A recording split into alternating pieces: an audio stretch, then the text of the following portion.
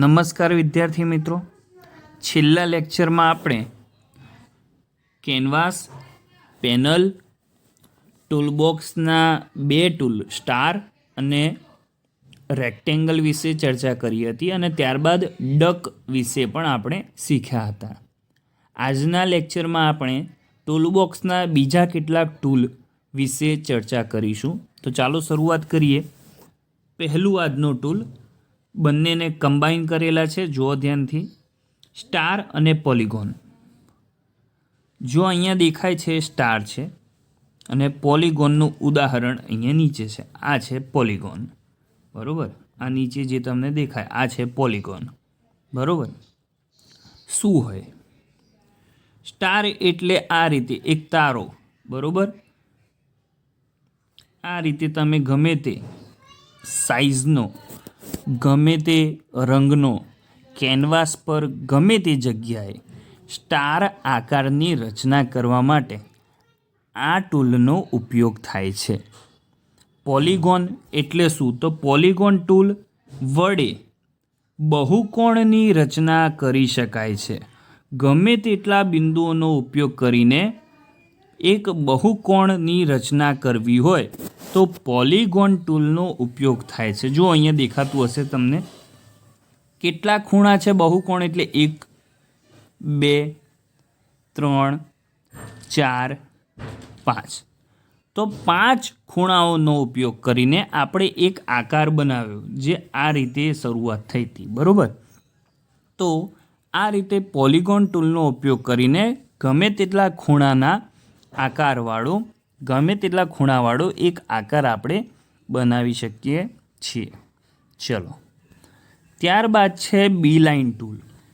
જો આ જરા તમને પોલિગોન ટૂલ જેવું દેખાશે, પણ ફરક શું છે? ગમે તેટલી સંખ્યાના બિંદુઓ એટલે પાછું પોલિગોન જેવું જ, અને વક્રો. જો અહીંયા આ ખાસ ફરક છે, પોલિગોનમાં તમે વક્રતા ના ઉમેરી શકો, એટલે કે અહીંયાથી આ રીતે ખૂણો ના બનાવી શકો. પરંતુ બી લાઇન ટૂલમાં એવું થઈ શકે, અહીંયા બિંદુઓ એટલે કે ખૂણા પણ હોય અને વક્રો પણ હોય. બંને ગમે તેટલા બિંદુઓ અને વક્રો સાથેનો ઓબ્જેક્ટ બનાવવા માટે બી લાઇન ટૂલનો ઉપયોગ કરવામાં આવે છે. ઉદાહરણ જો અહીંયા આપેલું છે, બરાબર. તો આ રીતે તમે ગમે તેટલા બિંદુઓ બનાવીને એક આકારની રચના કરી શકો છો. પણ ફરક શું છે? બી લાઇન ટૂલ વડે ઉમેરેલું ચિત્ર ઓબ્જેક્ટને પૂર્ણ કરવા માટે છેલ્લા બિંદુ પર રાઇટ ક્લિક કરવામાં આવે છે. જ્યાં પહેલો બિંદુ આપણે શરૂઆત કર્યો હોય ત્યાં જ આપણે છેલ્લે રાઇટ ક્લિક કરવાનું. શું કરવાનું? Right click. બી લાઇન ટૂલમાં રાઇટ ક્લિક કરવાનું હોય, જ્યારે પોલિગોન ટૂલમાં રાઇટ ક્લિક કરવાનું હોતું નથી. રાઇટ ક્લિક કરો એટલે આ રીતે ચિત્ર આખું ભરાઈ જાય અને દોરાઈને તૈયાર થઈ જાય. અને આ રીતે વિવિધ એના ડક આપણને દેખાય, અલગ અલગ રંગના ડક દેખાતા. આ ડકનો ઉપયોગ કરીને આપણે વક્રતા અને સાઇઝ આપણે આકારની બદલી શકીએ છીએ. ચલો, ત્યારબાદ ડ્રો ટૂલ. ડ્રો ટૂલ શેના માટે વપરાય? ચિત્ર દોરવા માટેનું સૌથી સામાન્ય એટલે ડ્રો ટૂલ. પૂછાય ચિત્ર દોરવા માટેનું સૌથી સામાન્ય ટૂલ કયું? Draw tool. માઉસની મદદથી આપણે અહીં ચિત્ર દોરી શકીએ છીએ. Fill tool. ફિલ એટલે શું? ભરવું. ઓબ્જેક્ટનો રંગ બદલવા માટે ફિલ ટૂલનો ઉપયોગ કરવામાં આવે છે. કલર પેલેટમાંથી આપણે જરૂરી રંગ પસંદ કરવાનો અને ફિલ ટૂલ સિલેક્ટ કરો. આવી રીતે એક બાલ્ટી હોય, જેમ પેઇન્ટમાં હોય છે એ રીતે, બરાબર. આવી રીતે બાલ્ટી હોય, એની ઉપર આપણે ક્લિક કરીએ એટલે રંગ ભરાઈ જાય. કયા કયા લેયર ઉપર રંગ ભરાય? વર્તુળ, લંબચોરસ, બહુકોણ, સ્ટાર, વિસ્તાર, સીમારેખા, ચેકરબોર્ડ. આ બધા જ લેયર ઉપર તમે આને રંગ ઉમેરી શકો છો. આઈ ડ્રોપ ટૂલ. આઈ ડ્રોપ ટૂલ શું હોય? જુઓ, કાર્યક્ષેત્રમાંથી રંગ પસંદ કરવા માટે આ ટૂલ સુવિધા પૂરી પાડે છે. કાર્યક્ષેત્રમાંથી એટલે ઇન્ટરનેટ ઉપર આપણને કોઈ પેજ ઉપર એક સરસ કલર પસંદ આવ્યો, પણ એ કલરનો કોડ કે કોમ્બિનેશન આપણને નથી ખબર. તો શું કરવાનું? આઈડ્રોપ ટૂલ સિલેક્ટ કરવાનું, એ રંગ જે તમને ગમતો હોય ત્યાં જવાનું અને માઉસ વડે એ જગ્યા ઉપર ક્લિક કરવાનું. ક્લિક કરો એટલે એ રંગ તમારા ફિલ ટૂલ બોક્સમાં સેવ થઈ જાય અને પછી જે જગ્યા પર તમારે એ કલર ઉમેરવો હોય ત્યાં જઈને માત્ર એને કોપી પેસ્ટ કરવાનો રહે. આમ કરવાથી તમારી પસંદગીનો કલર તમે ગમે ત્યાંથી કોપી પેસ્ટ કરી શકો છો આઈડ્રોપ ટૂલ વડે. બરાબર. Next, gradient tool. Gradient tool એક સૌથી એટ્રેક્ટિવ, સૌથી મજાનું ટૂલ. ઓબ્જેક્ટમાં 2 કે વધુ રંગ, કેટલા? 2 કે તેથી વધુ, એક સરખી સંક્રમિત અસર સાથે પૂરવા માટે ગ્રેડિયન્ટ ટૂલનો ઉપયોગ થાય છે. જો આ રીતે એક ચોરસ હોય, એમાં 2 કે તેથી વધુ, એટલે આ બાજુથી આ બાજુ આ રીતે પહેલાં સફેદ રંગ હોય, પછી ધીમો એને ઘાટો થતો જાય અને અહીંયા કાળો રંગ થઈ જાય. બરાબર. આ રીતની અસર સાથે આપણે ઓબ્જેક્ટ બનાવવો હોય તો ગ્રેડિયન્ટ ટૂલનો ઉપયોગ થાય છે. કેટલા? 2 કે તેથી વધુ રંગો વચ્ચે એક સરખી સંક્રમિત અસર દર્શાવવા માટે ગ્રેડિયન્ટ ટૂલનો ઉપયોગ થાય છે. ગ્રેડિયન્ટના પ્રકાર કેટલા હોય? પૂછાશે MCQ. 4 હોય. કેટલા? 4. કયા? લિનિયર, રેડિયલ, કોનિકલ અને સ્પાઇરલ. ફરી એક વખત, ગ્રેડિયન્ટના કેટલા પ્રકાર?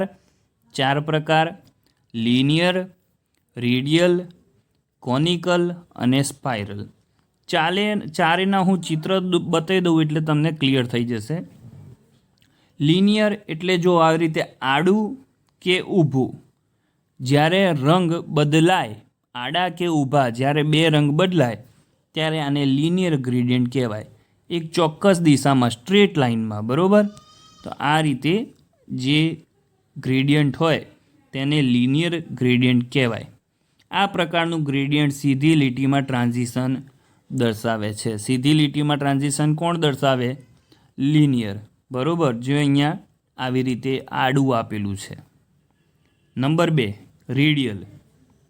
આ પ્રકારનું ગ્રેડિયન્ટ વર્તુળાકાર રંગો દર્શાવે છે. જો અંદરનો ભાગ પીળો અને તેની બહારનો ભાગ લીલો, જેમાં આ વર્તુળના કેન્દ્ર બિંદુએ ટ્રાન્ઝિશનની અસર ગોઠવવામાં આવે છે. કેન્દ્ર બિંદુ જ્યાં રાખવામાં આવેલું હોય તે સ્થાન પર ક્લિક કરી ગ્રેડિયન્ટની ત્રિજ્યા પૂરી પાડવામાં આવે છે માઉસ વડે. જ્યાં સુધી વર્તુળ હશે ત્યાં સુધી પહેલો કલર અને વર્તુળની બહાર બીજો કલર. આ રીતે જે અસર હોય તેને રેડિયલ ગ્રેડિયન્ટ કહેવાય. કોનિકલ. જો અહીંયા આ છે કોનિકલ. બરાબર. અહીંયાથી પહેલો કલર શરૂ થાય અને આ રીતે પછી બીજો કલર પ્રસરે આ દિશામાં. બરાબર. તો આ રીતે જે કોન તમે જોયો હશે, આઈસ્ક્રીમનો કોન, આ રીતે. બરાબર. એમાં પણ એવું જ હોય, આ રીતે ચાલુ થાય અને આ રીતે કોન બંધ થાય. કોક એક જગ્યાએ તો સાંધો હોય જ. બરાબર. તો એ જ રીતે આ અસર છે કોનિકલ. આ પ્રકારના ગ્રેડિયન્ટને શંકુ આકારની ટોચ પરથી નીચેની તરફ દર્શાવવામાં આવે છે. શંકુ આકારની ટોચ પરથી આ રીતે નીચેની તરફ દર્શાવવામાં આવે છે. આ પ્રકારના ગ્રેડિયન્ટને કોનિકલ ગ્રેડિયન્ટ કહેવામાં આવે છે. નેક્સ્ટ, નંબર 4, સૌથી આકર્ષક, સ્પાઇરલ. તમે બુકમાં, ચોપડીમાં, કોઈ ફાઇલમાં સ્પાઇરલ કરાવ્યું હોય તો તમને ધ્યાન હશે આ રીતે વર્તુળાકાર સાઈડમાં હોય. બરાબર. એવું જ અહીંયા પણ છે, તમે ચિત્રમાં જોઈ શકો છો. 2 રંગ, પીળો અને લીલો, સ્પાઇરલમાં આ રીતે ગોઠવાયેલા છે. બરાબર. આ પ્રકાર ગૂંચળાકાર ગ્રેડિયન્ટ પ્રસ્તુત કરે છે. કયો પ્રકાર? સ્પાઇરલ પ્રકાર. કેવું ગ્રેડિયન્ટ પ્રસ્તુત કરે? ગૂંચળાકાર. સ્પાઇરલના કેન્દ્ર બિંદુને ગોઠવવા ક્લિક કરી આપણે માઉસ વડે તેને ડ્રેગ કરવાનું. જેટલું નાનું હોય આપણું સર્કલ એટલા વર્તુળ વધાર, અને જેટલા વર્તુળ વધાર એટલું આપણું ગ્રેડિયન્ટ વધુ આકર્ષક દેખાય. Next, text tool.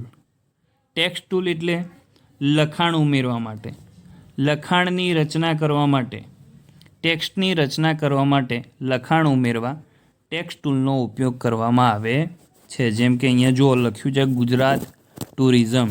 કેનવાસ ઉપર ગુજરાત ટુરિઝમ ઉમેરવા માટે ટેક્સ્ટ ટૂલનો ઉપયોગ થાય છે. આ રીતે જોઈ શકો છો તમે સ્ક્રીન ઉપર. Next, zoom tool. વસ્તુને નજીક લાવવા કે દૂર લઈ જવા માટે ઝૂમ ટૂલનો ઉપયોગ થાય છે. Next, width tool. લીટીની પહોળાઈ વધારવા કે ઘટાડવા માટે વિડ્થ ટૂલનો ઉપયોગ થાય છે. Next, transform tool. Transform tool એટલે પસંદ કરેલા ઓબ્જેક્ટને ખસેડવા, ફેરવવા, કદ બદલવા, આ માટેની સુવિધા ટ્રાન્સફોર્મ ટૂલ પૂરી પાડે છે. Next, smooth move tool. Smooth move tool, scale tool અને રોટેટ ટૂલ.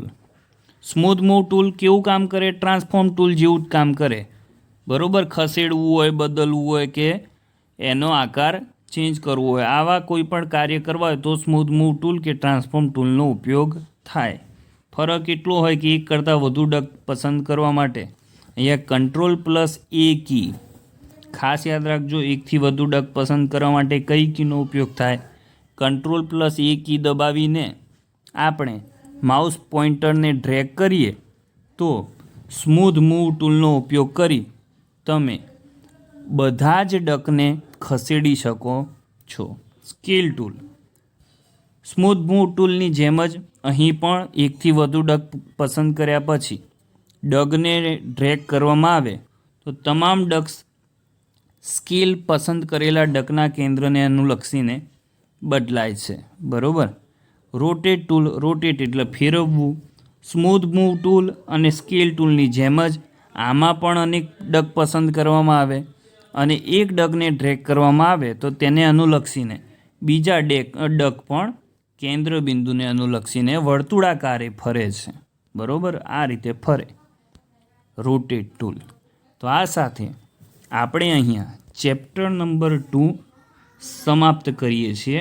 સમાપ્ત કરતાં પહેલાં જો અહીંયા MCQ કેટલાક આપેલા છે, કુલ 17 MCQ છે. બરાબર, 17 MCQના જવાબો આપણે એક એક કરીને જોઈ લઈએ શું શું આવે જવાબમાં.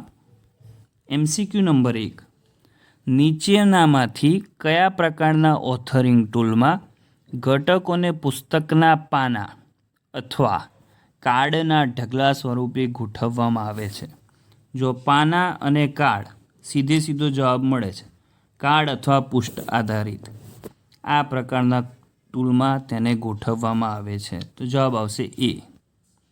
બીજો પ્રશ્ન, ઓબ્જેક્ટનો રંગ બદલવા માટે કયા ટૂલનો ઉપયોગ થાય? Fill tool. ત્રીજો પ્રશ્ન, સિન્ફિક સ્ટુડિયો નીચેનામાંથી કયા પ્રકારનું ઓથરિંગ ટૂલ છે? સમય આધારિત. કયા? સમય આધારિત. ચોથો પ્રશ્ન, ટૂલબોક્સ વિન્ડો કેટલી પેલેટમાં વહેંચાયેલી છે? તો 3. ઉપરની પેલેટ, વચ્ચેની પેલેટ, નીચેની પેલેટ. સિન્ફિક સ્ટુડિયોમાં બનેલી ફાઇલને કયું એક્સટેન્શન આપવામાં આવે છે? પ્રશ્ન નંબર 5. જવાબ આવશે .sifz. બરાબર, સંકુચિત સ્વરૂપ આ આવે, સંકોચન રહિત પૂછાય તો .sif આવે. બરાબર. પ્રશ્ન નંબર 6.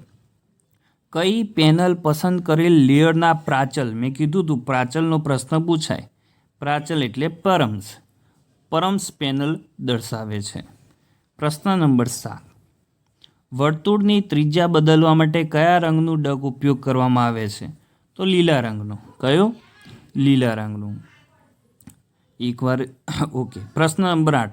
ગમે તેટલા બિંદુઓ અને વક્રોની મદદથી ઓબ્જેક્ટની રચના કરવા માટે કયા ટૂલનો ઉપયોગ કરવામાં આવે છે? કયો શબ્દ? બિંદુઓ અને વક્રો. યાદ આવવું જોઈએ બી લાઇન ટૂલ. કયો? બી લાઇન ટૂલ. પ્રશ્ન નંબર 9. ઓબ્જેક્ટમાં બે રંગો વચ્ચે એક સરખી અસરથી સંક્રમિત પૂરવા માટે કયા ટૂલનો ઉપયોગ કરવામાં આવે છે? બે રંગ કે તેથી વધારે વચ્ચે સંક્રમિત અસર એટલે ગ્રેડિયન્ટ. પ્રશ્ન નંબર 10. નીચેનામાંથી કયું ગ્રેડિયન્ટ સીધી લીટીમાં સરળ ટ્રાન્ઝિશનની રચના કરે છે? જવાબ આવશે સી, લિનિયર. ઓથરવેર અને આઇકન ઓથર કયા પ્રકારના ટૂલ્સ છે? ઓથરવેર અને આઇકન ઓથર. તો જો અહીંયા જ તમને જવાબ મળી જશે, આઇકન કે ઇવેન્ટ આધારિત. પરંપરાગત હસ્તનિર્મિત એનિમેશન બનાવવા માટે કયું એનિમેશન સોફ્ટવેર વપરાય? પેન્સિલ. પ્રશ્ન નંબર 13. વર્તુળના બે અગત્યના પ્રાચલ કયા? તો કેન્દ્ર બિંદુ અને ત્રિજ્યા. પ્રશ્ન નંબર 14. લેયરના કેટલાક પ્રાચલનું નિયંત્રણ કરવા માટેના હાથાને કયા નામથી ઓળખવામાં આવે છે? ડક. પ્રશ્ન નંબર 15. ઓબ્જેક્ટનું સ્થાન બદલવા માટે કયા રંગના ડકનો ઉપયોગ કરવામાં આવે છે? લીલા રંગના ડકનો ઉપયોગ કરવામાં આવે છે. પ્રશ્ન નંબર 16. નીચેનામાંથી કઈ ક્રિયા દ્વારા લેયરની દૃશ્યતા નિયંત્રિત કરી શકાય છે? લેયરની દૃશ્યતા ઓપેસિટી વડે નિયંત્રિત થાય, જ્યાં બે વેલ્યુ હોય, 0 અને 1. 0 એટલે અદૃશ્ય, 1 એટલે દૃશ્ય.